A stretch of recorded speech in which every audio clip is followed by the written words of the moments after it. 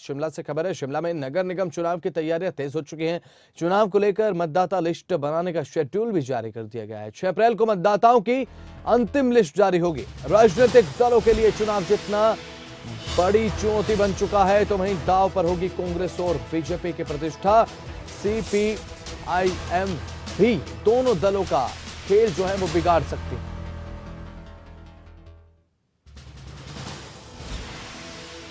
नगर निगम में वार्ड कम करने पर हाईकोर्ट गई है बीजेपी, लेकिन अब जंग छिड़ चुकी है। इस चुनाव के रूप में राजनीतिक दलों के बीच एक जंग के रूप में चुनाव है, क्योंकि युद्ध स्तर पर तैयारी की गई है कांग्रेस की तरफ से भी और बीजेपी की तरफ से भी। शिमला नगर निगम चुनाव को लेकर मतदाता की लिस्ट एक जारी हो चुकी है। अभी फिलहाल दोनों ही पार्टियां पूरी तैयारी में जुट चुकी हैं।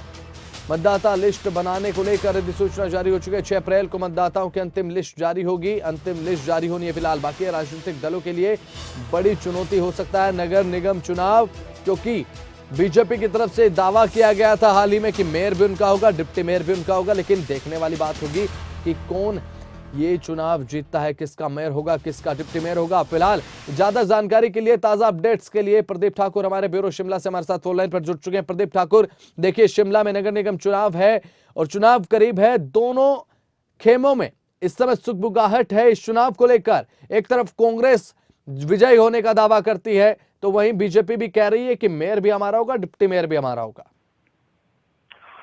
बिल्कुल बसंत, देखिए अगर पिछले कार्यकाल की बात करें जो नगर निगम का था वो भाजपा का यहाँ पर था, भाजपा का कब्जा नगर निगम शिमला में था। लेकिन ये चुनाव जो है पिछले साल ही जून महीने में हो जाने चाहिए थे, लेकिन तब ये चुनाव नहीं हो पाए क्योंकि डिलिमिटेशन हो गई थी और उसमें 34 बार से बढ़ाकर सरकार ने 41 बार, तब की भाजपा सरकार ने उन्हें 41 बार किया था। और उसके खिलाफ जो है यहाँ से शिमला से ही जो पार्षद हैं कुछ लोग वो कोर्ट में भी गए थे और फिर ये मामला कोर्ट में भी काफी समय तक रहा, लेकिन ये चुनाव नहीं हो पाए और इस बीच विधानसभा के चुनाव हो गए। अब फिर से उम्मीद की जा रही है कि जो ये नगर निगम का कार्यकाल खत्म हो चुका है, अब नए सिरे से चुनाव की प्रक्रिया वो शुरू हो जाए। हालांकि अभी की अगर बात करें तो राज्य चुनाव आयोग की तरफ से जो अंतिम वोटर लिस्ट प्रकाशित होनी है उसका शेड्यूल जारी हो चुका है और 6 अप्रैल को ये लिस्ट जो है जारी होनी है। तो दोनों तरफ से हम कह सकते हैं कांग्रेस के लिए प्रदीप, बिल्कुल प्रदीप बने रहिएगा हमारे साथ। पूर्व विधायक आदर्श सूद भी हमारे साथ जुड़ चुके हैं, उनसे भी बातचीत करेंगे, फोन लाइन पर जुड़े हैं। आदर्श जी, स्वागत है खबरें तब के आपका। जी जी धन्यवाद। देखिए अब शिमला में नगर निगम का चुनाव है, किस तरीके से देख रहे हैं इस चुनाव को आप? एक तरफ कांग्रेस भी दावा ठोक रही है हम जीतेंगे, बीजेपी भी कह रही है डिप्टी मेयर हमारा होगा, मेयर भी हमारा होगा। आप किस तरीके से देख रहे हैं इस चुनाव? ये ऐसा है, हाँ, शिमला नगर निगम शुरुआत से 1986 से ही जो है वो कांग्रेस की एक गढ़ रहा है। ठीक है। और क्योंकि मैं 1986 में पहला मेयर बना, 1992 में दोबारा बना और फिर 2012 जो है लगातार कांग्रेस की नगर निगम रही यहाँ पर 22 साल, 26 साल। तो ये तो सिर्फ 2 बार हुआ है। तब एक बार कम्युनिस्ट पार्टी के मेयर और डिप्टी मेयर जो है सीधे इलेक्शन में चुने गए थे और ये भाजपा ने हमारे 2 पार्षदों को वो क्योंकि उसमें एंटी डिफेक्शन नहीं लगता है नगर निगम में, उनको अपने साथ मिला लिया। अच्छा, तो इन्होंने नगर निगम बना ली, मगर इस बार तो इनका सुपड़ा साफ होगा, ये पक्की बात है। अच्छा, अब आप कह रहे हैं कि बीजेपी का सुपड़ा साफ होगा इस चुनाव में। आगे क्या कुछ तैयारियां हैं कांग्रेस की से लेकर?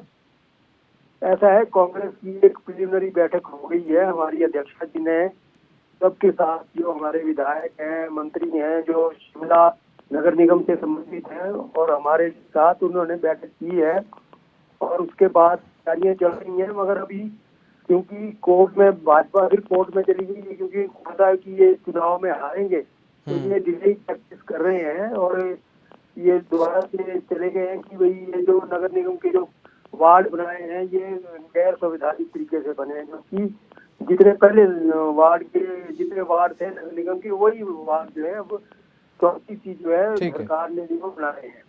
आदर्श जी, वार्डों की संख्या जो है वो कम कर दी गई है शिमला में, बीजेपी भुना रही है इस मुद्दे को। नहीं, ऐसा है यथावत स्टेटस को एंटी किया है इसको। अच्छा, जब नगर निगम का इलाका कोई नहीं बढ़ा तो वार्डों की ज्यादा करने की, संख्या करने की तो कोई आवश्यकता ही नहीं थी। सिर्फ इन्होंने बेनिफिट लेने के लिए कि इनको पता था कि ये कई बार जो है कभी जीत नहीं सकते, तो इस करके इन्होंने सोचा कि कुछ वार्ड बढ़ा देंगे तो अपने लोगों को इधर एडजस्ट करेंगे, मगर वो होने वाला नहीं था। तो वो तो कोई औचित्य नहीं था वार्डों को बढ़ाने का, जब वार्डों की जो हदबंदी वही रही नगर निगम, ठीक है, तो वार्ड बढ़ाने का तो आइडिया कोई नहीं था। चलिए ठीक है, आदर्श सूद जी बहुत बहुत शुक्रिया हमें समय देने के लिए, बातचीत के लिए। तो अब शिमला में नगर निगम चुनाव की तैयारियां तेज हो चुकी हैं, राजनीति चरम पर है। कांग्रेस लगातार प्रयास कर रही है कि वो चुनाव जीते, लेकिन बीजेपी की तरफ से दावा किया जा रहा है अपनी जीत को लेकर। तमाम पार्टियां, तमाम राजनीतिक दल अपने अपने दावे ठोक रहे हैं, लेकिन जीतेगा कौन, ये बात भविष्य के गर्भ में।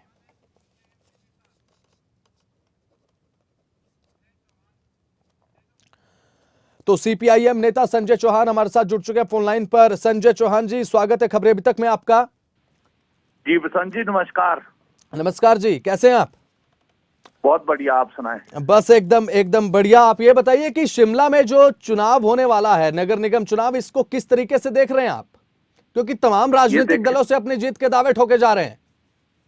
देखें, ये जो शिमला नगर निगम का अभी चुनाव होने जा रहा है, ये बहुत महत्वपूर्ण है शिमला शहर के विकास और उसके लिए। जिस प्रकार से भाजपा ने इसको टालने का काम किया है, ये पहली बारी शिमला नगर निगम के इतिहास में हुआ है कि सरकार ने इसको बड़े सुनियोजित तरीके से टाला और जो शहर की जनता है उसके अधिकारों पर हमला किया है।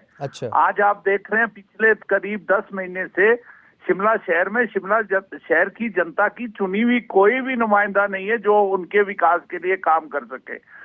तो ये आज इसके अंदर है। और जिस प्रकार से आज सरकारों के हमले, मैं सरकारें कह रहा हूं, सरकारों के हमले जिस प्रकार से आज शहर की जनता के ऊपर आ रहे हैं। आज आप देख रहे हैं पीने के पानी की दरें नियमित रूप से बढ़ रही है। बिल्कुल। कूड़ा उठाने की फीस वो जो है आज सारी हदें पार कर दी है। और जो विकास का आयाम, जो जिम्मेवारी नगर निगम की थी, वो जो है पूरी तरीके से जो है पिछड़ी है। तो इसलिए हमारी पार्टी स्वाभाविक रूप पे, हम कोई नए नहीं है शहर के लिए। ठीक है। शहर की जनता ने 2012 से लेकर 17 तक देखा है कि किस प्रकार से हमने जो है इस शहर के विकास के लिए नए आयाम स्थापित किए। आपको मालूम होगा जब ये स्मार्ट सिटी का कंसेप्ट आया था, कांग्रेस की सरकार थी, भाजपा की केंद्र में सरकार थी, और दोनों ने शिमला शहर को जो है अधिक अंक होने के बावजूद उसको बाहर कर दिया था और धर्मशाला को जो है वो स्मार्ट सिटी में हमारी पार्टी ने, हम उस टाइम हमें जनता ने जिम्मेवारी दी थी, बतौर मेयर और डिप्टी मेयर वहां पर काम कर रहे थे। हमने उच्च न्यायालय में जाकर उस संघर्ष को किया और शहर की जनता से जो है उसके लिए पूरा हमने जो मसौदा तैयार किया था, परंतु भाजपा ने पूरे पिछले 5 साल में इसको डिरेल कर दिया। ठीक है, संजय चौहान जी बहुत बहुत शुक्रिया हमारे साथ जुड़ने के लिए और ये बातचीत में शामिल होने के लिए।